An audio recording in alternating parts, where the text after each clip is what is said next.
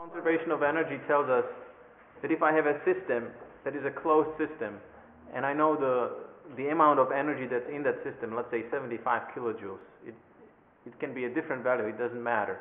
If I know the amount of energy in that system, if it's a closed system, that value will never change. It will always be the same no matter what is going on inside of the system. The energy can be changing from one form to another, from light to sound, to the energy of motion, to the gravitational potential energy,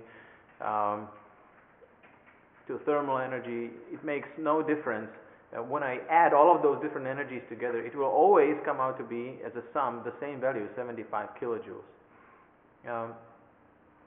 In this TSW, we're exploring just two kinds of energy and how they pertain to the law of conservation of energy, and that's gravitational potential and kinetic energy. Here you can see on the picture a car. The car is sitting on a hill at the height h above the ground. The kinetic energy of the car at the moment is 0 joules, so the car is not moving at all. Its speed is 0 meters per second. Because of its height, it has a gravitational potential energy of 75 kilojoules.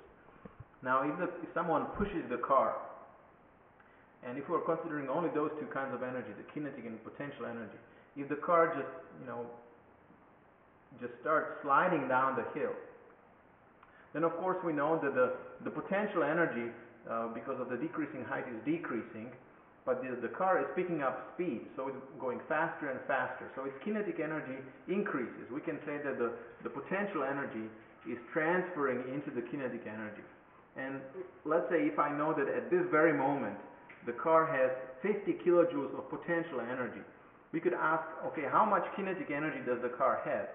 Well, if at the beginning the total or the sum of the kinetic and potential energy was 75 kilojoules, there is no way that the total of the two, of the potential and kinetic, would be different now if this is a closed system. That's what the law of conservation of energy tells us. So applying the law of conservation of energy in this case would be very easy. If the total kinetic and potential energy together has to be 75 kilojoules, and it has 50 kilojoules of potential energy, then it has to have 25 kilojoules of kinetic energy, so that the sum would be the same as before, 75 kilojoules. And eventually, when the car is all the way down on the ground, it has lost all of its potential energy. So its potential energy is now 0 joules. The question could be asked, how many joules of kinetic energy does the car now have? And again, the calculation is very easy.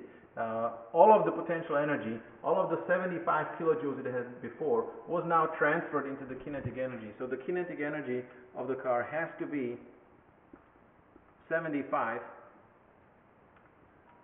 kilojoules of kinetic energy. And the car, of course, is moving at this moment at some particular speed v, which we could find if we knew the mass of the car.